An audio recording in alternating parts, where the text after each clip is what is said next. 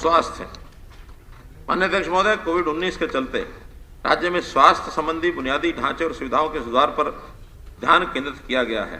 हालांकि सरकार वर्ष कोविड-19 के नए वेरिएंट के कारण से आई चुनौतियों का सामना करने में सक्षम रही। ऐसे माहौल में गुणवत्तापरक स्वास्थ्य सेवाएं प्रदान करने और स्वास्थ्य सेवाओं को वहन करने की आवश्यकता को तीव्रता से महसूस किया गया। सरकारी अस्पतालों में स्वास्थ्य सेवाओं की गुणवत्ता में सुधार के लिए मेरा प्रस्ताव है कि राज्य के सभी जिला अस्पतालों को स्वास्थ्य सेवाओं के राष्ट्रीय मानकों यानी राष्ट्रीय गुणवत्ता आश्वासन NQAS को हासिल करने के लिए अपग्रेड किया जाएगा।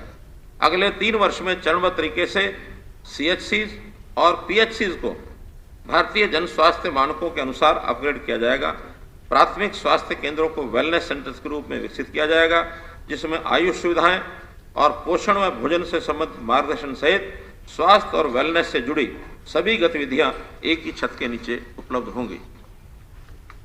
मैं नजदीकी जिला अस्पताल से न्यूनतम 40 किलोमीटर की दूरी पर स्थित सभी उपमंडल स्तरीय अस्पतालों को भी समुचित ऑक्सीजन की आपूर्ति के प्रावधान के साथ कम से कम 100 बिस्तर के अस्पताल के रूप में अपग्रेड करने का प्रस्ताव करता हूं। आय मानदंड के आधार पर सह भुगतान और अपने पास से खर्च को कम करने के लिए सरकार ने ऐसे परिवारों जिनकी वार्षिक आय 1,80,000 रुपये से कम है, मैं ये 1,80,000 रुपये क्योंकि बार बार आएगा, इसका एक थोड़ी विषय आपके सामने बताना चाहता हूं कि अभी तक जो डाटा हमारे पास उपलब्ध है उसमें 1,80,000 की इनकम के जो लोग चिन्हित, जो लोग जिनका इनकम वेरीफाई हो चुकी है, उसमें 29.62% अनुसूचित जाति के लोग आए हैं, जो कि संख्या 20% के लगभग है, यानी उनकी जनसंख्या, और इसमें 29.62 आए हैं। BCA 20.93, BCB 14.78, दोनों मिलाकर 35.71, जिनकी आबादी लगभग 27% है। तो इस प्रकार से अनुसूचित जाति और बैकवर्ड क्लास A और B की संख्या लगभग 8-9% अपने जो उनका आबादी का आंकड़ा है उससे ज़्यादा ये आ रहा है 180 में। तो इसलिए हमने इन सब को एक प्रकार से गरीबी रेखा के नीचे लाने के लिए और ये पैरामीटर 1,80,000 रखा है। इसमें से ये वे परिवार निःशुल्क स्वास्थ्य सुविधाओं का लाभ प्राप्त कर सकेंगे, चाहे वे आयुष्मान भारत योजना के पात्रता दायरे में आते हैं या नहीं। यदि आवश्यक हुआ तो सरकार ऐसे परिवारों के लिए केंद्र सरकार के हिस्से सहित पूरी लागत हरियाणा सरकार स्वयं वहन करेगी। इसे क्रियान्वयन व राष्ट्रीय स्वास्थ्य प्राधिकरण द्वारा अनुरक्षित केंद्रीय पोर्टल से इनके समेकन में संबंधित तौर तरीके पर शीघ्र ही तैयार किया जाएगा। अर्थात अब आयुष्मान भारत की योजना 180 तक के सभी परिवारों को मिलेगी, चाहे वो पहले SCC डाटा में आते हैं या नहीं आते हैं। दिव्यांगों को स्वास्थ्य सेवा तक पहुंच और स्वास्थ्य देखभाल खर्च को पूरा करने में सरकार सहायता की आवश्यकता है। मैं प्रस्ताव करता हूं कि 70% या इससे अधिक की विकलांगता वाले सभी दिव्यांगों जिनकी वार्षिक पारिवारिक आय 3 लाख रुपया इससे कम है को आयुष्मान भारत के माध्यम से पूर्ण चिकित्सा सुविधा प्रदान की जाएगी। राज्य सरकार ऐसे मामलों में अपने संसाधनों से खर्च वहन करेगी जहां आयुष्मान भारत के सामान्य दिशा निर्देशों में चिकित्सा सहायता प्रदान करने का प्रावधान नहीं है। हाल ही में मरीजों की संख्या में पर्याप्त वृद्धि और चिकित्सा उपचार के लिए आयुष्मान भारत के प्रति बढ़ते आश्रय के कारण से आयुष्मान भारत के लाभार्थी रोगियों को प्रदान किए गए उपचार हेतु अस्पतालों को भुगतान के दावों की प्रतिपूर्ति में देरी के कुछ मामले सामने आए हैं। ये सुनिश्चित करने के लिए भुगतान तीव्रता से हो और भुगतान में देरी संबंधी किसी संदेह के बिना गरीब मरीजों का इलाज जारी रखने के लिए अस्पतालों में विश्वास पैदा हो, मैं एक रिवॉल्विंग मैकेनिज्म स्थापित करने का प्रस्ताव करता हूं, जिसमें देय राशि के 75% का भुगतान अस्पताल द्वारा दावा भेजने के 15 दिन के अंदर अंदर ये प्रदान कर दी जाएगी और शेष राशि का भुगतान उचित सत्यापन के बाद कर दिया जाएगा। मुझे आशा है अस्पताल सरकार द्वारा उन पर जताए गए विश्वास पर खरा उतरेंगे। मुझे ये बताते हर्ष हो रहा है कि केंद्रीय श्रम रोजगार मंत्रालय राज्य में आयुष्मान भारत के रोगियों के लिए कर्मचारी राज्य बीमा योजना यानी ESIC के तहत संचालित अस्पतालों में भुगतान आधार पर इलाज के लिए अनुमति देने के लिए हरियाणा के अनुरोध पर विचार करने की सहमति प्रदान कर दी है। इससे उन क्षेत्रों में गरीबों के लिए तृतीयक स्वास्थ्य सेवा तक पहुंच में सुधार होगा जहां ESI द्वारा संचालित अस्पताल उपलब्ध हैं। अर्थात ईएसआई में भी सामान्य नागरिक जाकर के इलाज करा सकेगा, वहां भी आयुष्मान योजना का पूरा लाभ उन लोगों को मिलेगा। माननीय अध्यक्ष महोदय, देखा गया है कि गरीब वर्ग का परिवार स्वास्थ्य संबंधी कई ऐसी समस्याओं का सामना करते हैं जिनका समय पर पता नहीं लगता, फलस्वरूप असामयिक मृत्यु हो जाती है। मैं प्रस्ताव करता हूं कि जिन परिवारों की न्यूनतम आय 180 यानी जिन परिवारों की 180 रुपये वार्षिक आय है या उससे कम है, उन्हें 2 वर्ष में एक बार निःशुल्क सामान्य स्वास्थ्य जांच की सुविधा ये प्रदान की जाएगी। हर 2 साल में सबका एक बार मेडिकल टेस्ट होगा। सरकारी स्वास्थ्य विशेषज्ञ डॉक्टरों की कमी एक दीर्घकालिक समस्या है। राज्य सरकार विशेषज्ञ डॉक्टरों को आकर्षित करने में सक्षम हो, इसके लिए मैं डॉक्टरों का एक विशेषज्ञ काडर बनाने का प्रस्ताव करता हूं। ऐसे डॉक्टर केवल क्लिनिकल ड्यूटी करेंगे। विशेषज्ञ डॉक्टर में डॉक्टर की सेवा के नियम शर्तों अन्य डॉक्टरों से अलग होंगी। चिकित्सा स्नातकों को सरकारी सेवा की ओर आकर्षित करने के लिए राजकीय चिकित्सा महाविद्यालयों के स्नातकोत्तर पोस्ट ग्रेजुएट पाठ्यक्रमों में 40% सीटें सरकारी सेवा के डॉक्टरों हेतु आरक्षित करने का निर्णय लिया गया है। डीएनबी पाठ्यक्रम जो वर्तमान में 11 अस्पतालों में उपलब्ध है, वो सभी जिला नागरिक अस्पतालों में शुरू किया जाएगा। सरकार निजी क्षेत्र के माध्यम से भी गरीबों को उत्तम स्वास्थ्य देखभाल सेवाएं प्रदान करने के लिए प्रतिबद्ध है। सरकार प्राथमिक सेवा देखभाल के साथ साथ मल्टी स्पेशलिटी अस्पतालों के निर्माण और प्रबंधन के लिए सरकार और समुदाय के भागीदारी पर आधारित एक नया सहभागिता मॉडल ये विकसित करना चाहती है। इस संबंध में उचित परामर्श के पश्चात एक नीति 6 महीने के अंदर लागू कर दी जाएगी। राज्य की जनसंख्या में वरिष्ठ नागरिकों के बढ़ते अनुपात को ध्यान में रखते हुए सभी जिला नागरिक अस्पतालों में फिजियोथेरेपी इकाइयों के साथ वरिष्ठ नागरिक कॉर्नर शुरू किए जाएंगे। नागरिक अस्पतालों में इलाज के लिए वरिष्ठ नागरिकों को प्राथमिकता दी जाएगी। मुझे पता है कि सरकारी अस्पतालों में मरीजों के सहायकों के लिए बोर्डिंग लॉजिंग की पर्याप्त सुविधाओं की कमी है।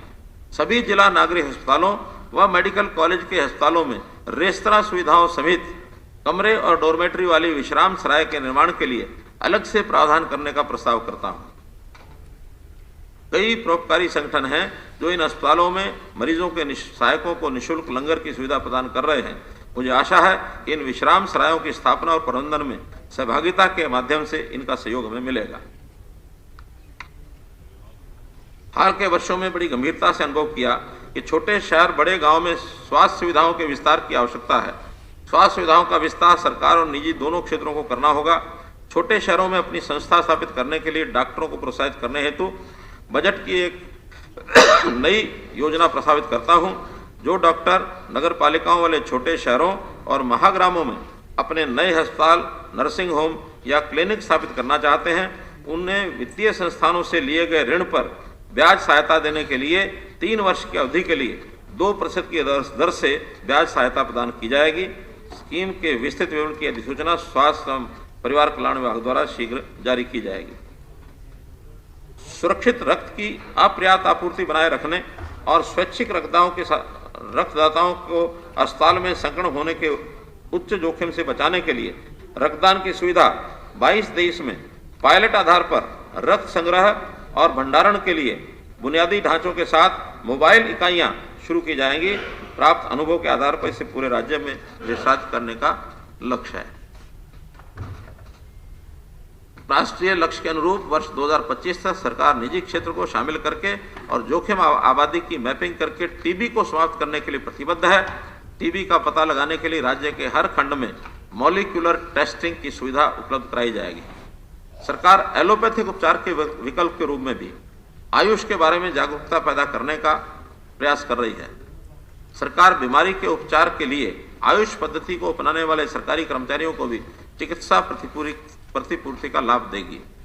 राज्य को अनीमिया मुक्त बनाने के सरकार के विजन में दृष्टिगत राज्य से अनीमिया को खत्म करने की एक रणनीति के रूप में आयुष को भी शामिल किया जाएगा। चिकित्सा शिक्षा,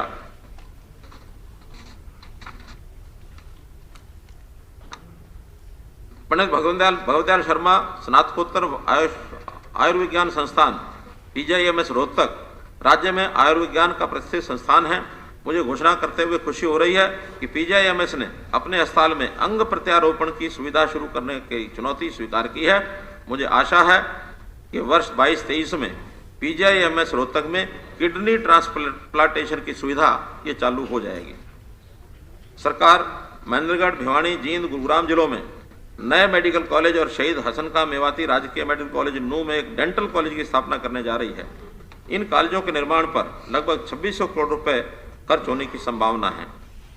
22-23 में फरीदाबाद जिले में अटल बिहारी वाजपेयी राजकीय संस्थान राजकीय मेडिकल कॉलेज की भी पूरी तरह से संचालित होने की संभावना है। सरकार ने कैथल, सिरसा, यमुना जिलों में नए मेडिकल खोलने की भी मंजूरी दी है, जिसके DPR तैयार की जा रही है। मरीजों की अधिकता होने के कारण से कल्पना चावला राजकीय मेडिकल कॉलेज करनाल की क्षमता का विस्तार किया जा रहा है। लगभग 5 वर्ष पूर्व हमने एक टारगेट तय किया था कि स्वास्थ्य क्षेत्र में मानव संसाधनों की जरूरतों को पूरा करने के लिए हर जिले में एक मेडिकल कॉलेज खोला जाएगा।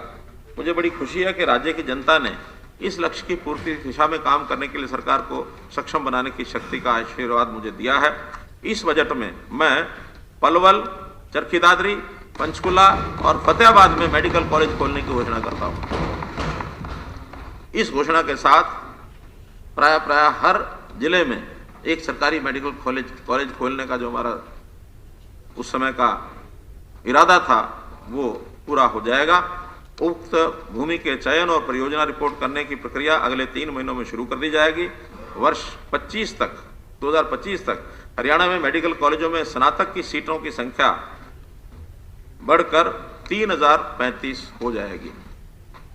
सरकार का फरीदाबाद, रेवाड़ी, कैथल, कुरुक्षेत्र, पंचकुला जिलों में नर्सिंग कॉलेज स्थापित करने का लक्ष्य है। इसका निर्माण कार्य 194 करोड़ रुपए की लागत से जारी है। आगामी 3 माह में पूरा होने की संभावना है। जींद, भिवानी, महेंद्रगढ़, सिरसा, यमुनानगर में स्थापित होने वाले मेडिकल कॉलेजों और इस बजट में घोषित अर्थात पलवल, चरखी दादरी, पंचकुला और फतेहाबाद के मेडिकल कॉलेजों के साथ भी नए नर्सिंग कॉलेज खोले जाएंगे। सरकार टेलीमेडिसिन सेवा की स्थापना उन्नयन को मंजूरी दे दी है। प्राथमिक स्वास्थ्य केंद्रों को जोड़ने वाले मेडिकल कॉलेजों के साथ टेली कंसल्टेशन रेफरल सेवाएं शुरू करने का प्रस्ताव है, जिससे PHC को उन रोगियों को रेफर करने की क्षमता प्रदान की जा सकती है जिन्हें सीधे PHC स्तर पर तृतीयक देखभाल की आवश्यकता होती है। 120 एलोपैथी और आयुष की उपचार पद्धतियों के संयुक्त अनुसंधान को बढ़ावा देने की आवश्यकता है ताकि प्रत्येक क्षेत्र एक दूसरे को समझ सके। मैं आशा करता हूं कि 22-23 में किसी एक मेडिकल कॉलेज में हरियाणा स्वास्थ्य विज्ञान संश्लेषण और अनुसंधान केंद्र स्थापित हो जाएगा। सरकार केंद्र की स्थापना के लिए धनराशि उपलब्ध कराएगी। मुझे आशा है कि आने वाले समय में दोनों पद्धतियों अर्थात एलोपैथी और आयुर्वेदिक का एक पद्धति में सम्मिश्रण होने से बीमारियों का उपचार होगा। वित्त वर्ष 22-23 के बजट में स्वास्थ्य और चिकित्सा क्षेत्र के लिए 8,925 करोड़ रुपए आवंटित करने का प्रस्ताव करता हूं, जो कि 21-22 के बजट अनुमानों से 21.65% अधिक है। महिला एवं बाल विकास। सरकार द्वारा महिलाओं, बच्चों के विकास और सशक्तिकरण के लिए विभिन्न योजनाएं क्रियान्वित की जा रही हैं। महिलाओं और बच्चों में कुपोषण को कम करने, उनके विकास के लिए संस्थागत ऋण तंत्र को मजबूत करने, लैंगिक समानता सुनिश्चित करने राज्य सरकार की सर्वोच्च प्राथमिकताओं में से एक है। इस दिशा में 4000 प्ले वे स्कूलों के लिए आंगनवाड़ी कार्यकर्ताओं समेत क्षेत्रीय पदाधिकारियों का प्रशिक्षण पूरा कर लिया गया है और विभिन्न मदों की खरीद प्रक्रियाधीन है। बाल कुपोषण की समस्या से निपटने के लिए सरकार शीघ्र ही आंगनवाड़ी जाने वाले बच्चों के स्वास्थ्य और विकास मानकों की निगरानी हेतु बाल संवर्धन प्रणाली लागू करेगी। सरकार द्वारा प्रधानमंत्री मातृ वंदना योजना को प्रभावी ढंग से लागू किया जा रहा है, जिसके तहत गर्भवती और स्तनपान कराने वाली माताओं को 3 किस्तों में 5,000 रुपये की राशि दी जा रही है। इस योजना के तहत गर्भवती और स्तनपान कराने वाली महिलाओं को केवल पहले बच्चे के लिए 3 किस्तों में प्रति लाभार्थी 5,000 रुपये राशि दी जाती है। मैं प्रस्ताव करता हूं कि प्रति लाभार्थी 5,000 रुपये की देने की इस योजना का विस्तार राज्य के खजाने में दूसरे बच्चे के लिए भी किया जाएगा। 22-23 के बजट में महिला बाल विकास के 2017 करोड़ रुपए आवंटित करने का प्रस्ताव करता हूं, जो कि चालू वर्ष के संशोधित अनुमानों से 33.7% अधिक है।